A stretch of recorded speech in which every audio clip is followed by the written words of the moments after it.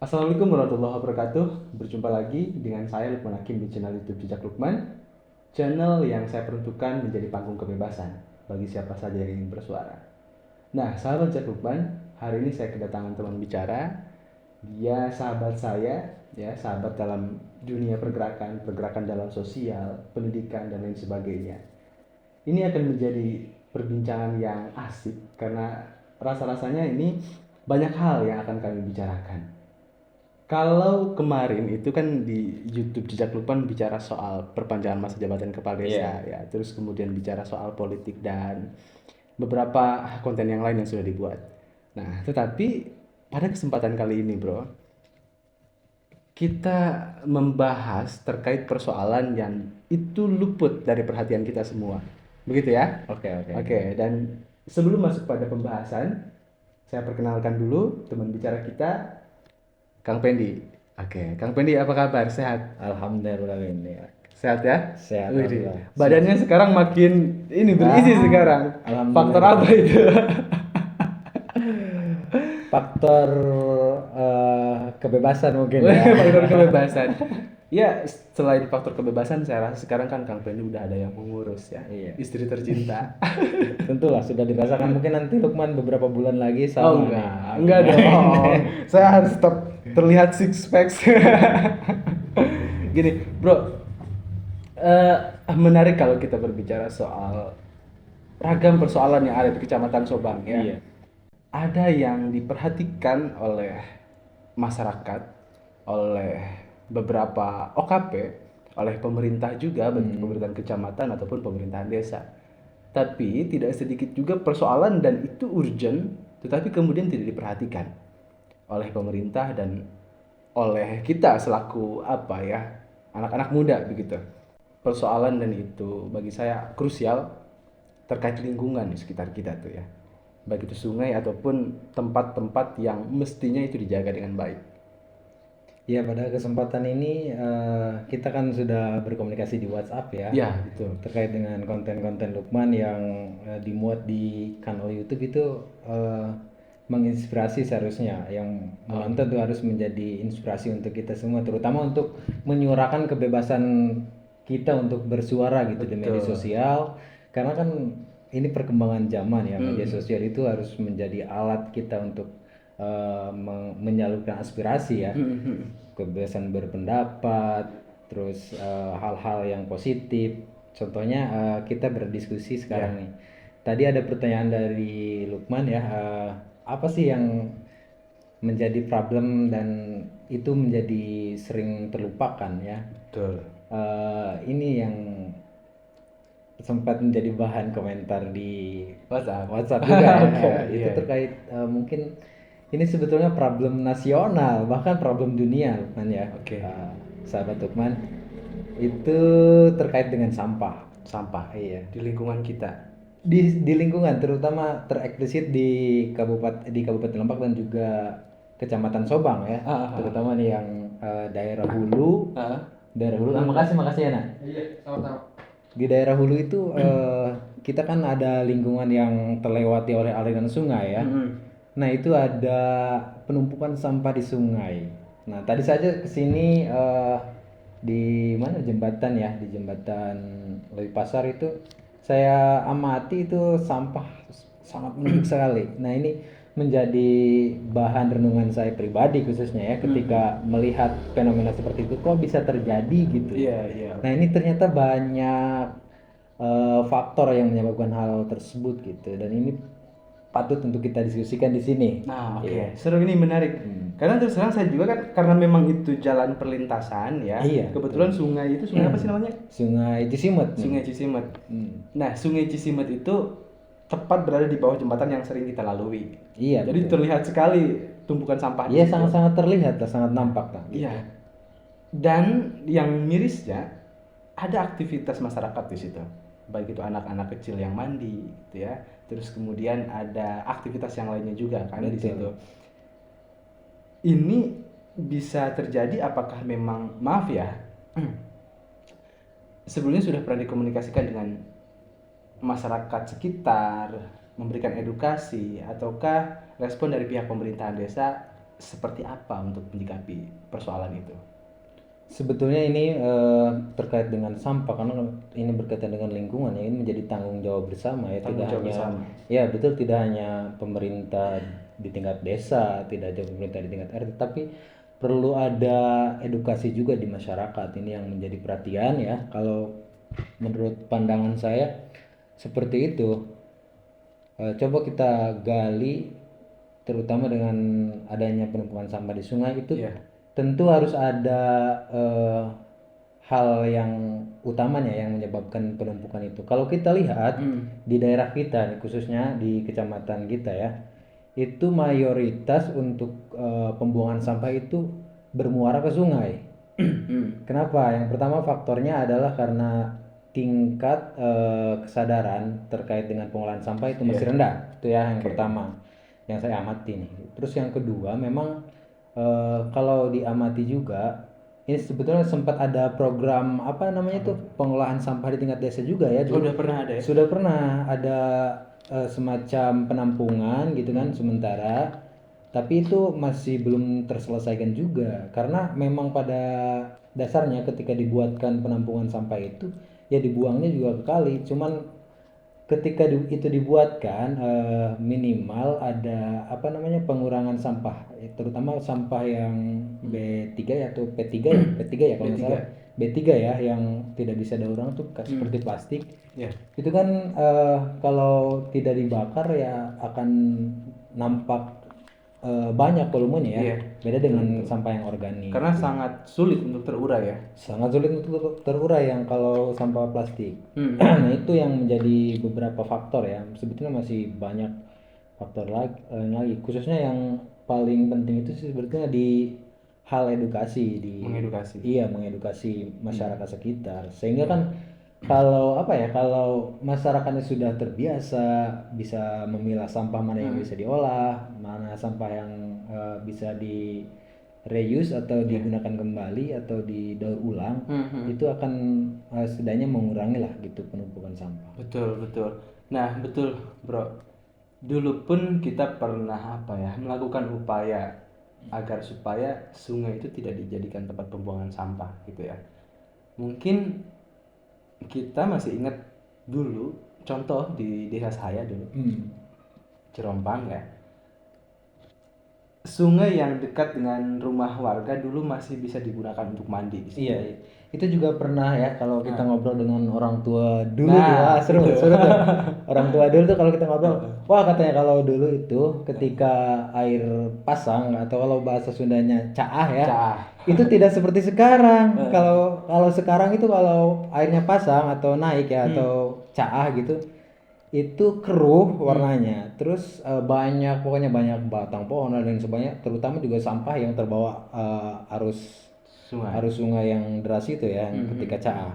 Nah kalau dulu tuh beda. Dulu kayak gimana? Kalau dulu itu masih apa namanya jernih ya, meskipun airnya naik gitu pasang, itu airnya masih jernih. Dan keunggulan dulu itu ya masih asri gitu, sungai Cisimet itu masih bisa diminum langsung. Oh gitu. Coba sekarang kalau kita kasih challenge ya, siapa yang berani minum air Cisimet? Jangankan minum, saya suruh mandi aja ke sana rasanya, waduh ini banyak sampah gitu. Iya. Kebayang untuk kesehatan kulit gitu ya. Entah bagaimana dampaknya. Terutama untuk kesehatan ketika air itu menjadi bahan untuk dikonsumsi ya, oh itu bahaya karena sekarang kan pembuangan sampah rumah tangga terutama yang BAB itu kan, kalau kita lihat di apa kotoran manusia itu kan ada namanya, kalau saya kan jurusannya nih man ya kebetulan ya. Apa tuh? Ada namanya bakteri E. coli. Nah, bakteri E. coli itu fungsinya untuk membantu pencernaan di dalam perut kita. Makanan yang kita konsumsi, sayuran, terus daging. Nah, itu diuraikannya ada di usus besar ya, di usus besar manusia itu ada namanya bakteri E. coli. Bakteri E. coli. E. coli. Nah, dan itu ketika kita melakukan kegiatan BAB itu akan terbawa melalui feses yang kita keluarkan ya. Nah, feses itu nanti ketika terakumulasi di sungai dan terbawa aliran sungai, dan terminum itu juga bahaya juga, akan menyebabkan gangguan pencernaan kalau terkonsumsi. Apalagi kalau sekarang itu apa ya, banyak bahan-bahan lah, deterjen, terus banyak lah Banyak gitu bahan yang kimia. kalau iya bahan kimia juga terutama yang berbahaya seperti merkuri katanya juga ada ya. Katanya nih belum kita cek, kalau dicek kemungkinan juga ada sih. Karena banyak aktivitas penambangan juga kalau di hulu ya, di hulu sungai. Tapi gini bro, biasanya setelah langkah edukasi kita lakukan ke masyarakat ya, Iya. kita sering mendapati di lapangan bahwa masyarakat itu sebetulnya tidak ingin buang sampah ke sungai. Tetapi mereka tidak memiliki pilihan lain. Kalau nggak ke sungai, kita mau buang sampah kemana? TPA-nya nggak ada dan tidak disediakan oleh yang bertanggung jawab dalam hal ini pemerintahan desa. Ya, saya berani mengatakan seperti itu karena pemerintah desa memiliki tanggung jawab, saya rasa, gitu ya. Betul. Nah, itu gimana mesti mensikapi hal itu tuh? Ya terkait dengan tanggung jawab pemerintah desa, memang selaku pemangku kebijakan ya di tingkat desa ya harusnya memfasilitasi. Cuman kalau kita lihat birokrasi kan itu harus pertama bersumber dari aspirasi masyarakat. Ya. Program yang dicanangkan oleh pemerintah desa itu harus ada dasarnya ya Man ya. Harus ada tampungan-tampungan aspirasi masyarakat yang kemudian diprogramkan dan dieksekusi di lapangan. Itu namanya pemerintahan yang baik ya, good governance gitu.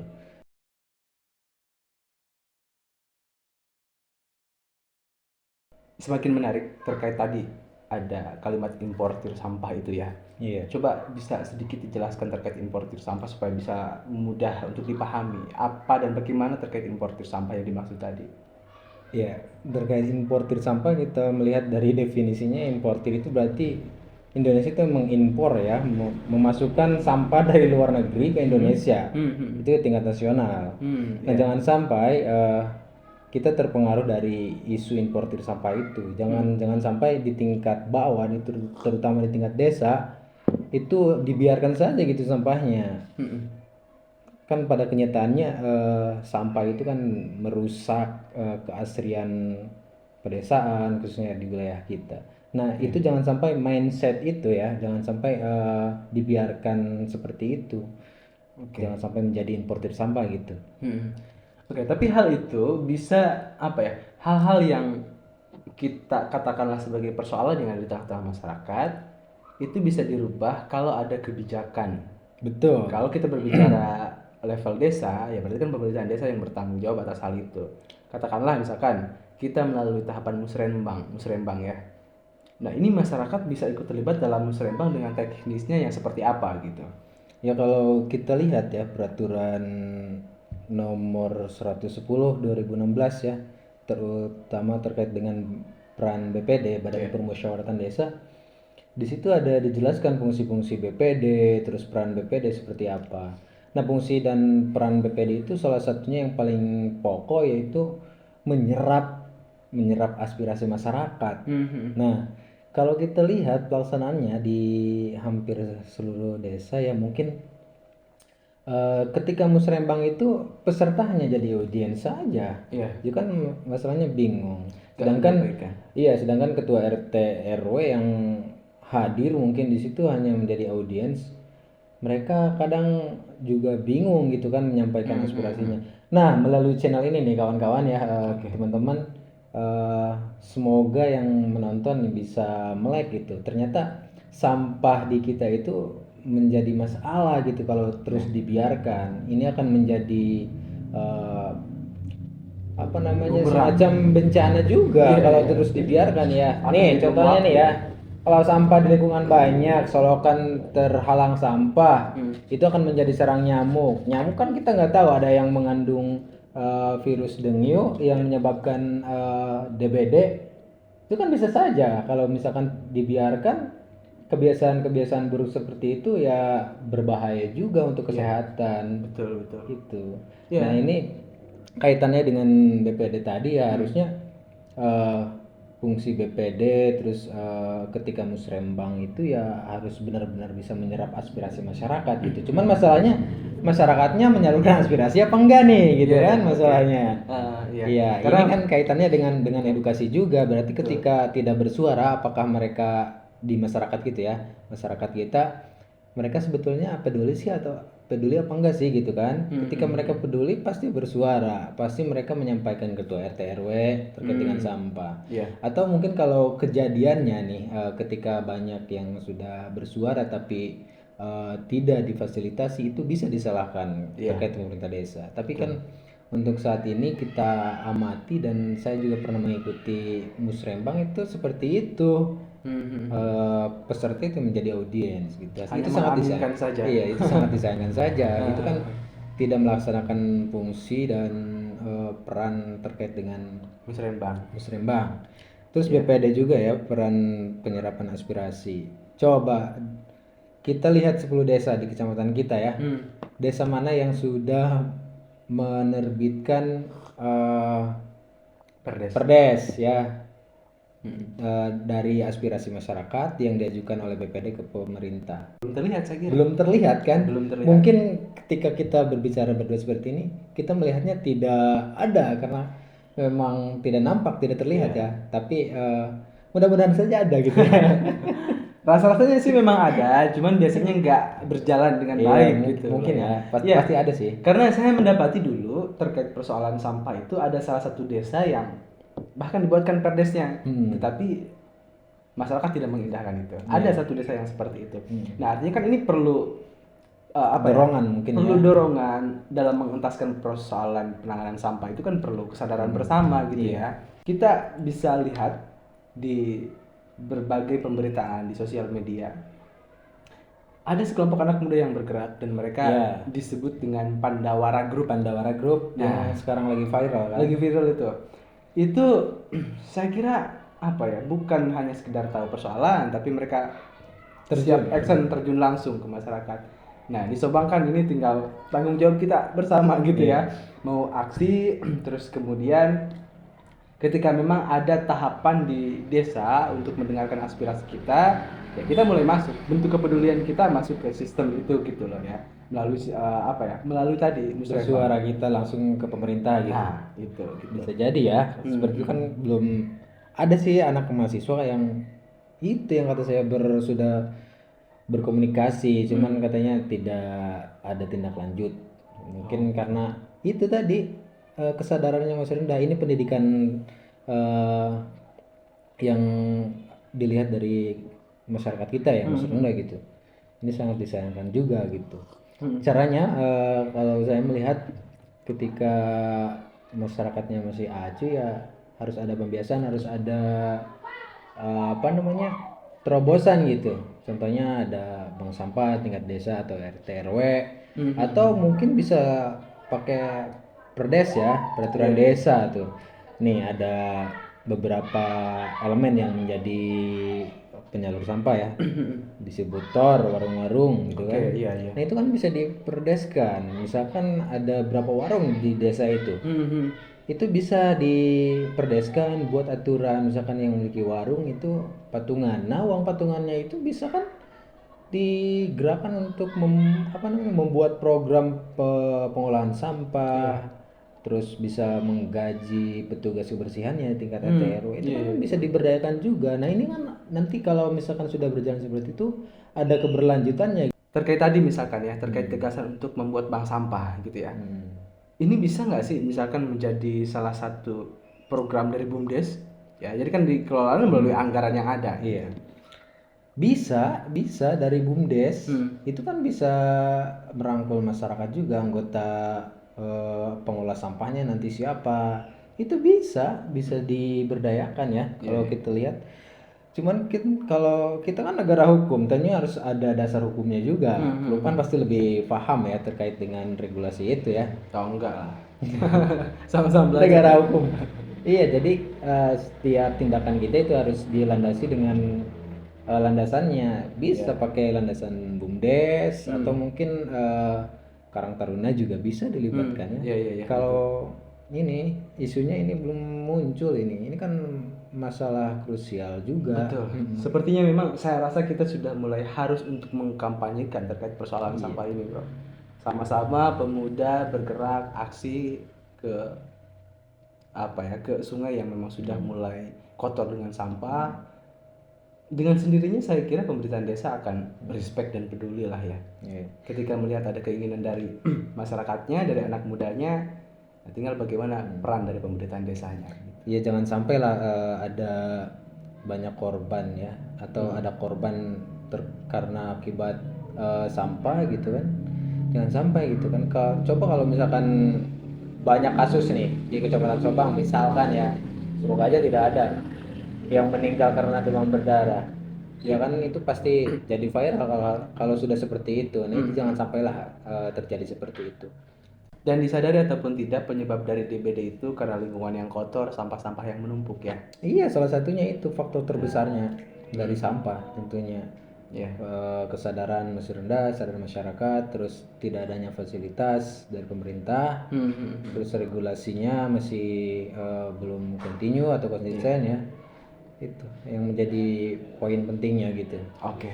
Berbicara soal anak muda, saya sih menyebutnya anak muda, agen sosial, peduli lingkungan. Apa yang bisa dilakukan oleh teman-teman anak muda gitu ya dalam upaya untuk mengentaskan persoalan terkait sampah di lingkungan kita? Anak muda ya, ini bahasa kerennya agen milenial ya, atau kaum milenial gitu. Generasi Z Generasi sekarang. Z main digitalnya cepat ya, Pak. Langsung paham. Ini memegang peranan penting ya anak muda, terutama terkait dengan kepedulian terhadap sampah gitu. Jadi harus benar-benar ditanamkan rasa kepedulian itu melalui pendidikan di sekolah, terus kebiasaan di rumah. Oke. Nah, untuk anak muda ini perannya sangat penting gitu sebagai agen perubahan tentunya ya, anak muda. Coba kalau kita melihat Indonesia Emas 2045, berarti anak muda yang sekarang itu cikal bakal mereka nanti setelah 2045 menjadi mapan gitu kan, menjadi orang tua. Bayangkan kalau tidak ada pembekalan tentang moral lingkungan, itu bagaimana Indonesia Emas 2045? Apakah akan terwujud? Ini tidak akan terwujud, bro. Jauh saya kira. Jauh. Berarti apa yang harus dilakukan oleh anak muda? Tentu harus terbuka pikirannya. Ya, ini tonton channel ini gitu kan. Jejak Lukman. Jadi anak muda itu jangan gengsi lah gitu, terutama harus memberikan dorongan juga gitu. Jangan hanya berdiam saja, jangan hanya mentang-mentang anak milenial ya mainnya HP saja gitu. Sedangkan lingkungan yang kotor atau misalkan aturan-aturan yang harusnya ditegakkan itu diabaikan saja, jangan sampai gitu. Anak muda harus paling di depan gitu. Oke. Perannya sangat penting. Gitu, terutama paling depan menjadi inisiator penggerak, terutama kan kalau anak muda sekarang ide-idenya cemerlang ya, pengolahan sampah. Anak muda pasti ada gagasan-gagasan. Kalau kita nih generasi peralihan ya, 19 sekian gitu. Masih muda sih sebetulnya ya. Generasi peralihan gitu. Ya bisa saja gitu ya, intinya perannya penting gitu. Perannya vital untuk anak muda ya. Tonton channel ini gitu. Insya Allah terbuka terkait dengan kepedulian. Amin. Oke. Terakhir, brother, optimis terkait persoalan sampah yang kita bisa entaskan bersama? Saya optimis gitu. Optimis, tidak ada yang tidak bisa terkait dengan kebaikan bersama, dan harus bersinergi ya. Tingkat desa itu ada beberapa aspek yang harus ada di pemerintahan desa ya. Salah satunya bersinergi, gotong royong, ada 10 kan? Iya. Lo kan juga pasti apalah, ada 10 aspek pembangunan desa. Salah satunya adalah bersinergi dengan masyarakat, dengan pemerintah pusat gitu kan. Saya optimis. Ini akan ya masyarakat kalau menonton channel ini ya optimis gitu. Akan ada tunas-tunas yang baru yang peduli terhadap lingkungan gitu. Oke, amin. Dalam obrolan hari ini banyak inspirasi yang saya dapatkan terkait tadi persoalan yang sudah kita bicarakan. Persoalan sampah yang semakin hari semakin menumpuk dan mengotori sungai yang dulu jernih, bahkan bisa digunakan untuk diminum ya, dikonsumsi, dan sekarang itu rasa-rasanya kalau dipaksakan untuk dikonsumsi bahaya, betul. Oke, bro, terakhir closing statement untuk sahabat Jejak Lukman yang menyaksikan video kita hari ini, apa yang ingin disampaikan? Untuk pesan, ini untuk pribadi juga sebetulnya ya, terkait dengan pembicaraan kita dari awal. Pesan saya, kita harus lebih peduli dengan lingkungan sekitar kita. Jangan hanya berdiam diri dan menyaksikan segala kekacauan terkait dengan sampah ataupun hal-hal lain. Kita harus lebih peka, kita harus lebih peduli. Karena kalau bukan kita, siapa lagi gitu. Betul. Karena kalau terus dibiarkan, permasalahan ini akan semakin menumpuk. Karena kehidupan juga, kata Aldi Taher nih, kita akan selalu pusing gitu. Akan selalu pusing karena kita masih di dunia gitu. Banyak permasalahan. Kalau tidak mau memiliki masalah, ya sudah di surga gitu ibaratnya. Makanya kita harus lebih peduli, lebih peka, dan juga harus bisa mewujudkan harapan-harapan menjadi yang lebih baik gitu. Oke, baik. Karena kan manusia yang paling baik itu manusia yang lebih baik dari hari ini, dari kemarin. Siap. Oke. Terima kasih sudah bersedia untuk mampir di ngopi bareng. Untuk ngopi bareng di channel YouTube Jejak Lukman. Mohon maaf atas segala kekurangannya. Jangan bosan ketika nanti memang diajak kembali bicara di channel Jejak Lukman. Nah, itulah kawan-kawan perbincangan saya dengan sahabat Pendi. Semoga bermanfaat bagi kita semua. Sampai berjumpa pada kesempatan berikutnya dengan teman bicara yang akan terus dihadirkan di channel YouTube Jejak Lukman. Assalamualaikum warahmatullahi wabarakatuh.